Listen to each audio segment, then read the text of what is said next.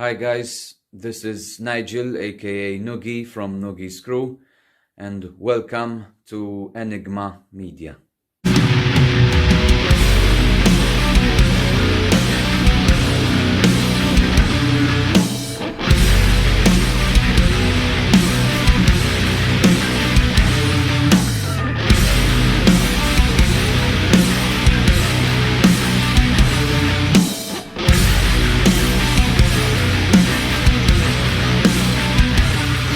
You push for this other me.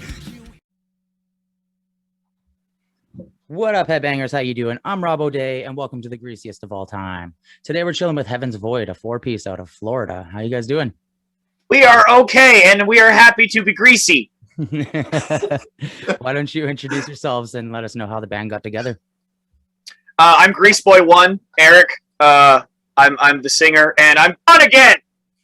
Hooray! Stop doing that. Other people talk. I'm frustrated now. I'm Alex. I'm the drummer.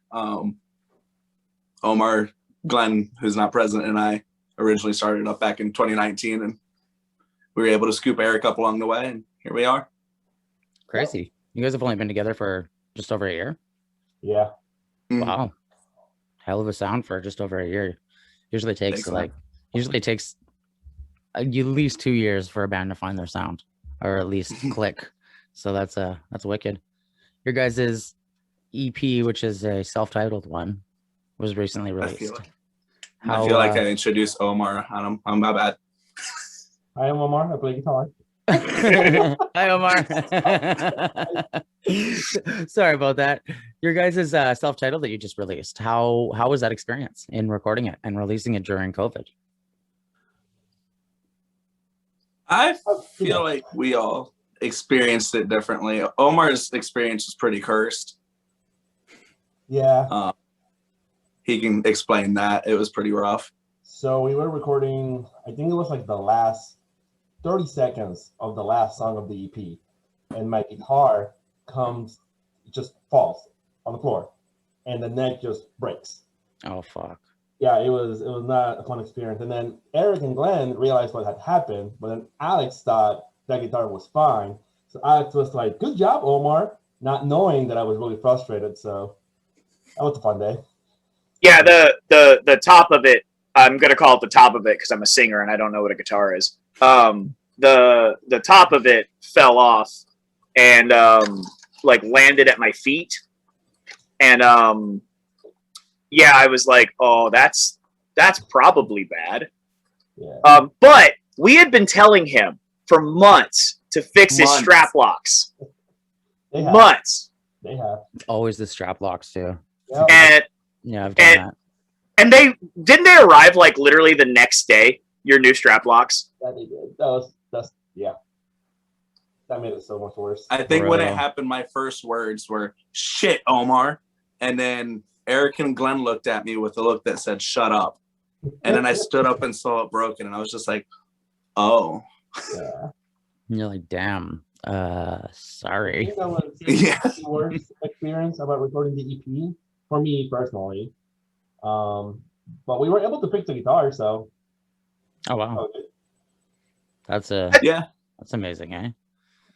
COVID really did much to stop us because we record everything ourselves and then send it off to get mixed and mastered. So, Oh, okay. To me, it's one of those situations where if you are willing to keep up with the times, and by are you willing to keep up with the times? Omar is willing to keep up with the times and have all the recording stuff.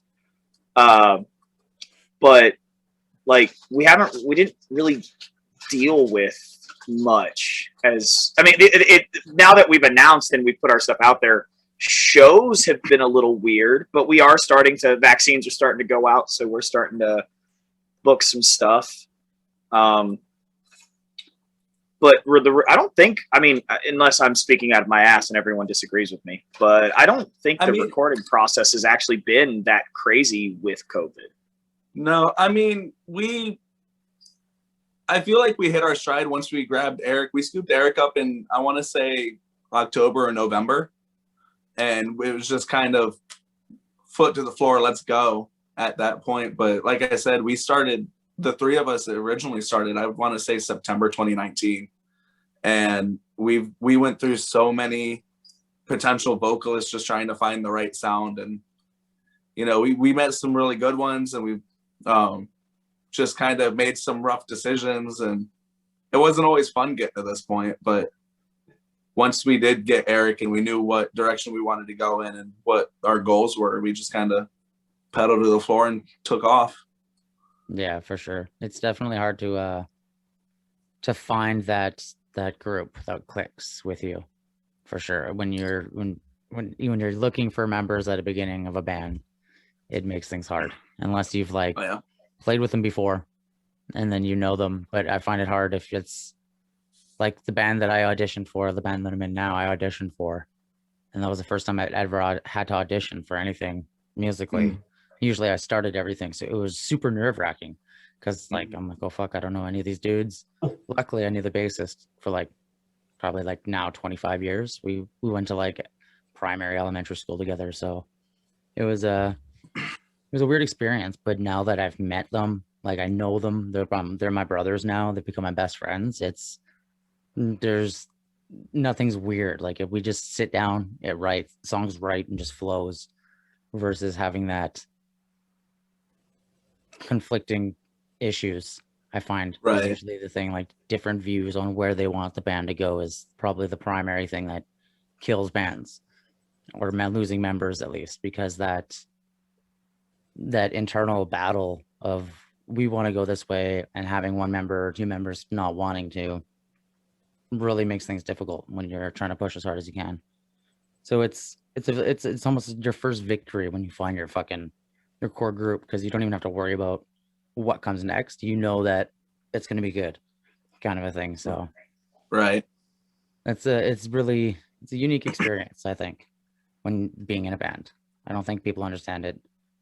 I was speaking with one band, and they're from Dallas, and two members were in the services, and they said the only thing they could relate to being in the service was being in a band, that brotherhood, especially in a metal band, because North America is still getting used to metal culture, as where Europe is fucking born and bred in it, you know what I mean? So it's weird when you are trying to establish yourself with a style that scares people. Yeah, because it's harder to get out there. It really is. But I find that the fans you make are fucking loyal. You know what I mean? Every metalhead is a diehard, which is a cool thing, because I think that gives us a plus, a one up on anything else, any other genre, really, because our fans never give up. Even if they hate your album, they're still gonna love you. Right.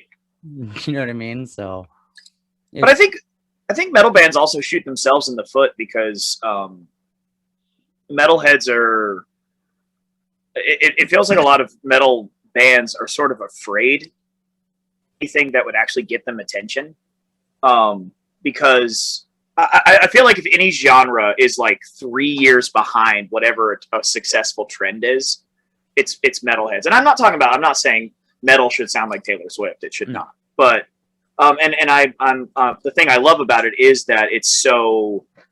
I love music that does not give a fuck about being likable. One of my favorite albums is "You Won't Get What You Want" from Daughters.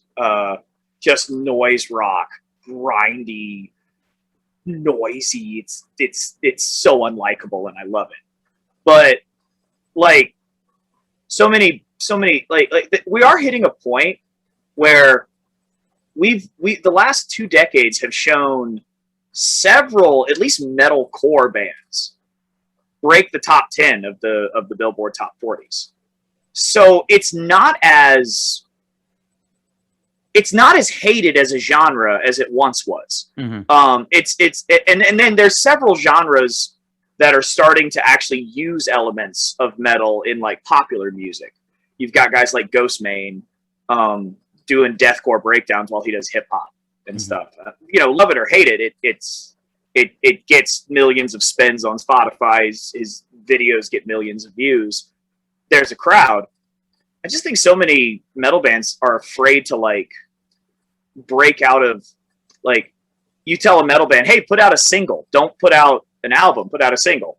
And they're like, "Oh, but people like albums." It's like, do they? do they still? Because like they're not buying them. So why get stuck on like the 2-year cycle? Mhm. Of especially with something like a pandemic going on.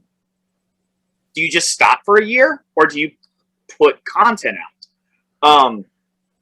I left a band right before I joined Heaven's Void. I left a band because that was one of my frustrations. It just felt like every time we put out an EP or an album, it takes so long to put out the next one that you just lose all traction. And I think part of it is just stuck in that mindset of, oh, we're a metal band, we have to put out albums. Yeah. And it's like, no, you don't. Like it's at the end of the if you're doing it for fun, if you're a garage band, whatever, like do whatever the fuck you want. Mhm. But if you are having some expectation of profiting, or if you do have some expectation of like making at least your money back, like I don't want to have to just buy t-shirts out of my own pocket. I'd like to sell the t-shirts I have in order to buy more. Yeah. Agreed. You got to think of it on a business level, and you've got to think on it like, if waiting 2 years to put out another album is just going to kill all your traction and cause everyone to forget you exist, don't do it. Yeah, I definitely agree with the singles aspect. EPs especially, because I mean, you can blast out an EP a hell of a lot quicker than a full length, and people's attention span nowadays will never cover a full length album anymore. So it's weird because people don't have that. Like, I mean, even trying to grasp people's attention to check your band out, you've got the timing of a swipe, if you're lucky. Yeah. So like you have to adapt to the modern day industry, which in itself is recreating itself due to COVID, because major labels don't have such a grasp on everything nowadays. They don't. All those major labels and artists their entire income is based on tours. Yeah. And merch, and none of that shit's getting sold, and no one's performing. So I think it's going to be a weird next year and a half to see how many big artists go bankrupt due to COVID, just because they're not making that, you know what I mean? As we're like, we work 9 to 5s, or we're trying to build businesses and we're trying to get the band off the ground. We don't lose anything. We haven't really lost anything other than performances. We've gained time to sit and write. We've gained time to learn how to market properly so that we don't have to reach out to marketing agencies. You know what I mean? Mm-hmm. We become Yeah. more independent almost now because of COVID. That I think all bands are at that stage where they're starting to realize, like, you know what, we don't need to worry about joining a label and competing with other bands. We need to like work with other bands to make a scene again, because it died, and I don't know where or when, but I think the global music scene of live music died, besides festivals. But you don't, like, you see bar shows, but no many people go to them anymore. I remember performing 10 years ago, and there was people getting turned away. You know what I mean? Like, now you're like trying to steal people into the show almost, to like $5 for 5 bands, and it's a weird time. I think that it'll change. I hope that it changes, because a year of no performances, I think, sucks for everyone. Yeah. I think it'll drive people back out. And I think if, like right at the beginning, I think if a band's like collectively just put one-day festivals on, you know what I mean, with like 9 bands, you book an area, you do it for the whole day kind of a thing, I think it'd be the best option for all of us to get our groove back and build new fan base at the same time. Right. So I think it'd be like, I can't wait till they're just like, you know what, we're done, things are good, enough people are vaccinated, life's gonna go back to normal-ish. So Yeah. I can't wait. What are your guys' plans as soon as COVID is over, besides having a performance? Do you guys plan to tour across the country or anything? I We mean, would very- that's the goal. Yeah, Eric. we would very much like to. And we're working on. We're hitting it. All of us were in projects beforehand, so we're all sort of taking what we've like relationships that we've built in past projects and trying to be like cultivate that into something bigger than what any of us have done before. So we're Tying up together. Yeah. yeah. You definitely need to in this time. But yeah, it is sort of a weird, like we have some we have some shows in our state that we have coming up. Like we're playing a date in April. That'll be like that's our debut show. Where we have some East Coast stuff in June and July. East Coast Florida, not East Coast all over. Florida kind of don't give a fuck. Like, yeah. Florida's on the wrong side of the country, and it's like on the wrong side of the continent and on the wrong side of where it should be. It should be like placed right next to BC. That's how I feel. Yeah. I've always said we should trade like Alberta for. We'll make a big trade because Alberta's got like tons of oil and shit. We can make a trade for Alberta, but we want Hawaii, Alaska, and Florida. I mean, like people don't realize that like Florida gets a lot of shit because of the whole Florida man dynamic, but like I think it's hilarious. You want people ready to survive an apocalypse. Yep. Like Floridians. Yeah. Like, we don't Let's go. Yeah. We're used to God tries to kill us all the time. Yeah, and you just with hurricanes and shit. And we're just like, yeah, whatever. Yeah. What is it? Category 4? Hey, shit. Yeah, it's true, right? Yeah. I mean, you guys definitely are like sitting in one of the worst places to be, but at the same time, it's so beautiful. It's hard to get big names to come down here. Like, I mean, you see the big like international and national bands come through, but I mean, it's one way in, one way out for these bigger bands. So like, if you're trying, Non-Point's really good about it, but they're the first band that came to mind. So like the bands on that level that are doing like House of Blues runs, it's hard to get people to Florida because they're like, where are we going to go? We drive all the way down to Miami and then we got to drive all the way back out. You know, it's not worth it to them. Yeah. So like, it's hard to scoop up those kinds of shows. And I've seen our area, we're kind of in Central Florida in the Orlando area.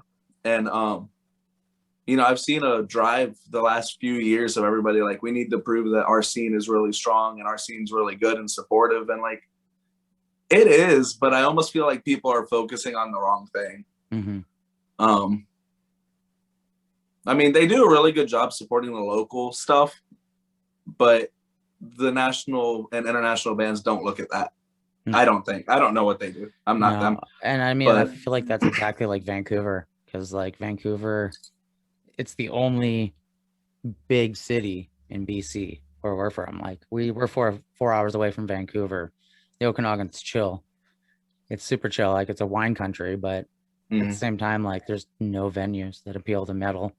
You got to go 4 hours away to Vancouver, which has 2 venues.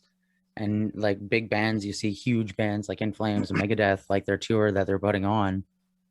It says North American, but it hits like one place in Canada. You know what I mean? Because Canada has nowhere. It's so spread apart, and like I think it takes like 14 hours to 16 hours from where I am to Edmonton, something like that. Like that's just one province over, and there's only Edmonton, Calgary. You think about it, then you've got like the major cities in Canada.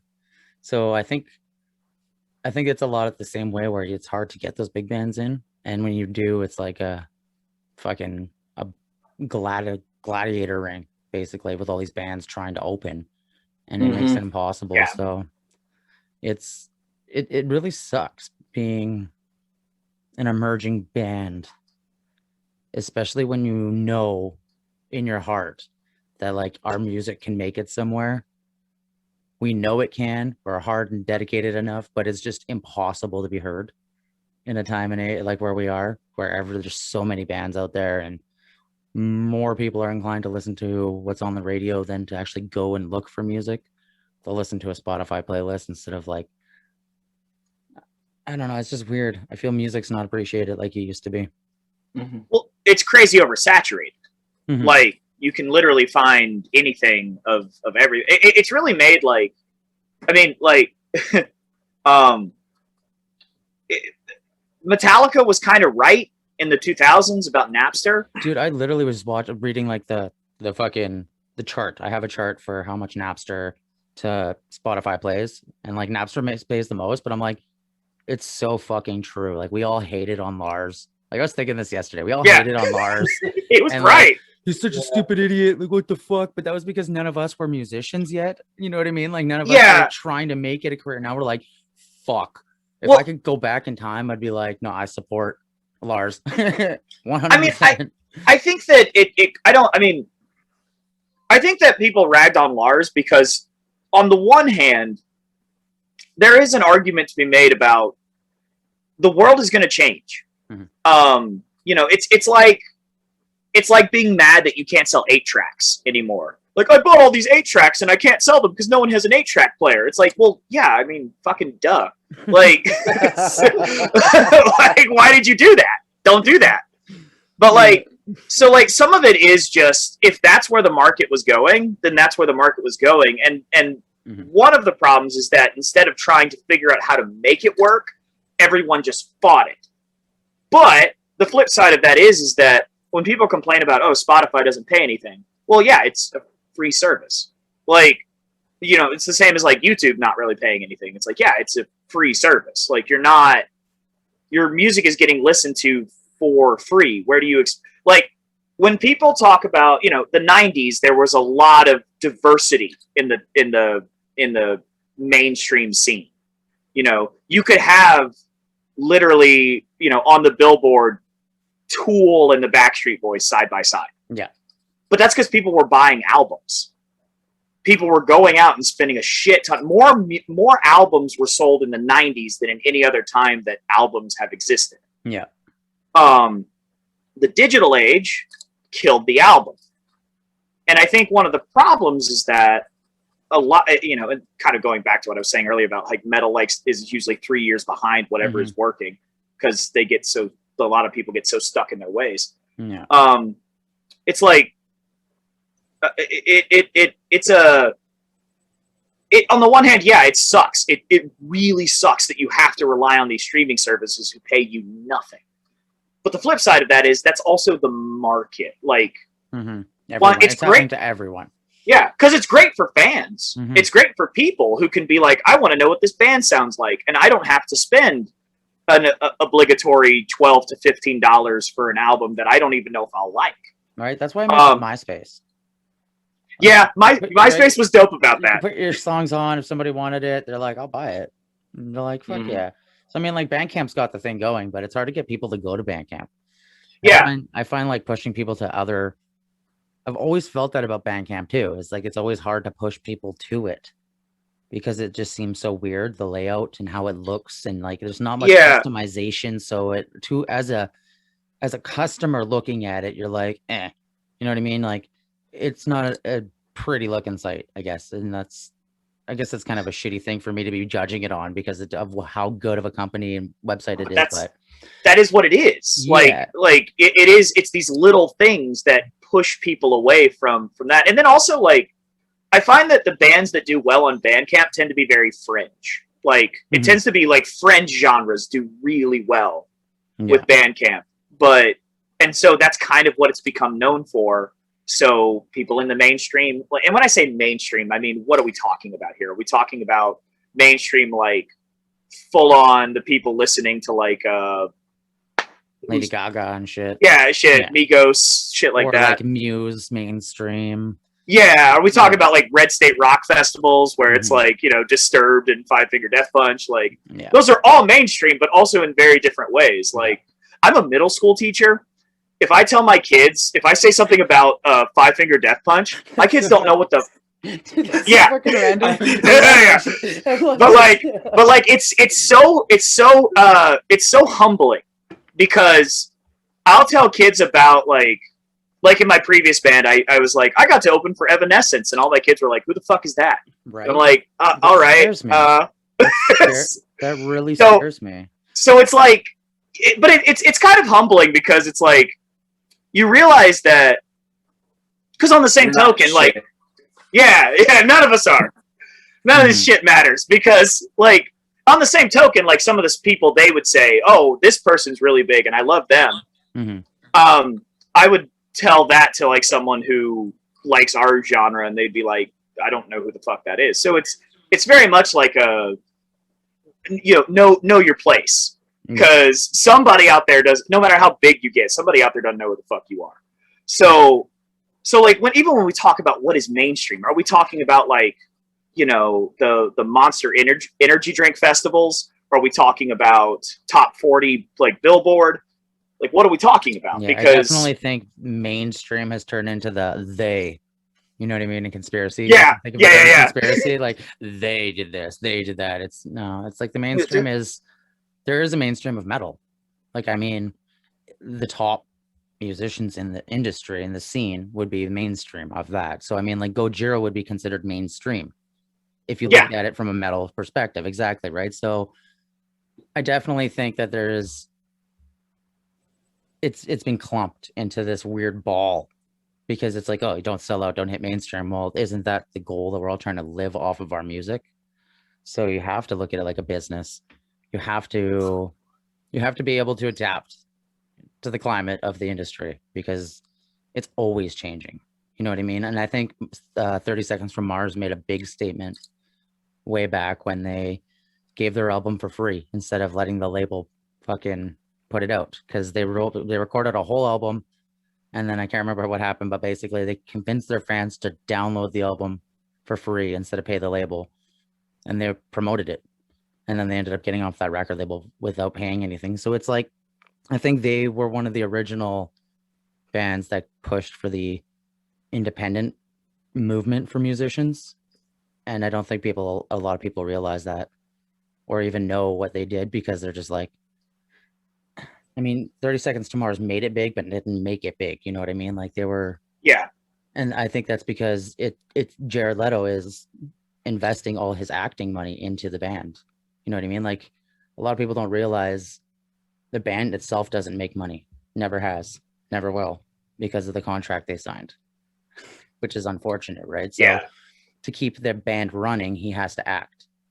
So he basically funds the whole band and all the recording and helps, and the other band members help and stuff. But it's that independence that we need to take back. And I think once we do that, the idea of mainstream won't be such a stigma, I guess. It won't have such a negative aspect. Because then it's just, we made it, not we sold out. I think that mentality has to change. For sure. Yeah, because it just means so many different things nowadays. I mean, that's what the internet has done. Is it's created a bunch of different it's created a bunch of different subsections and subgenres, which can all be successful, no matter how insane. It's just what are we like? Success is going to mean very different things to everybody. For very yeah. But it can still be like you can still be successful on some metric. Without having to quote unquote sell out or anything like that. For sure. If there was anything you guys could change in the music industry, what do you think it would be? I've talked a lot. You guys say something. Well, now I need you to talk because I got to think about it. Yeah, same here. Omar's turn. No. I beat you. Oh, no. Oh, Omar would change the nose goes rules. Not to repeat ourselves, but what we talked about earlier about the albums. Nobody's buying albums anymore.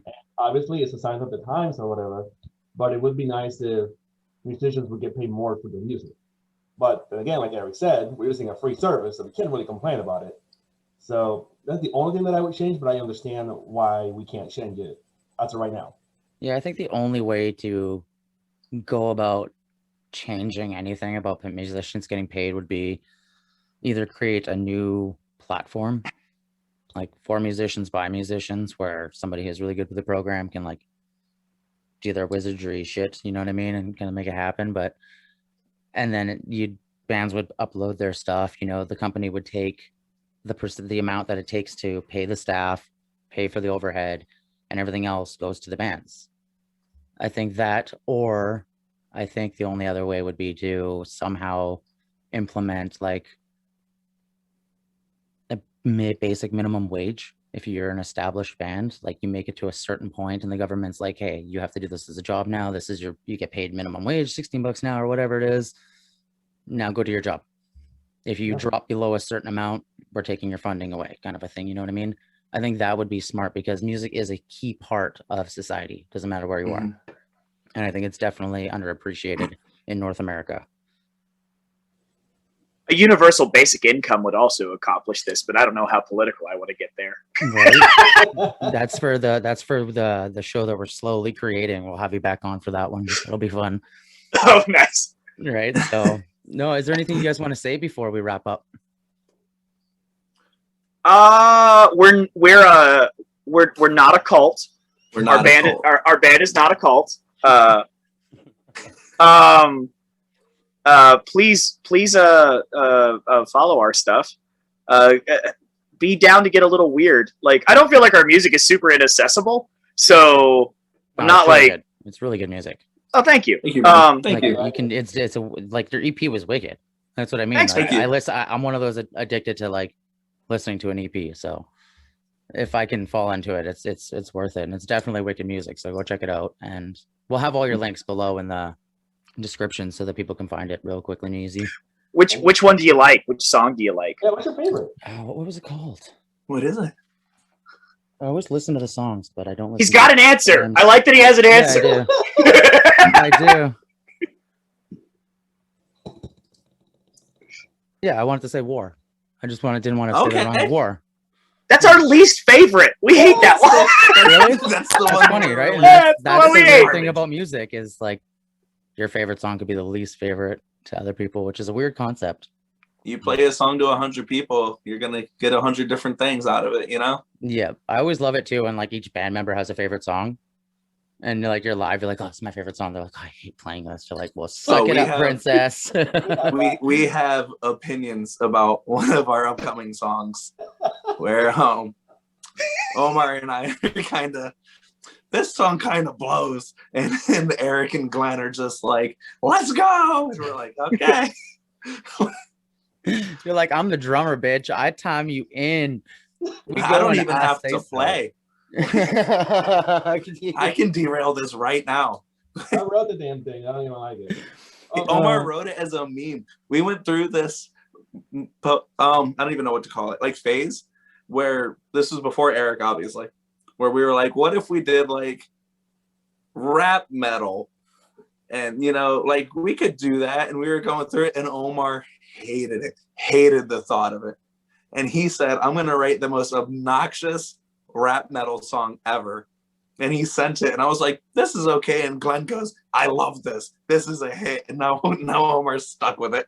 Yeah, here we are.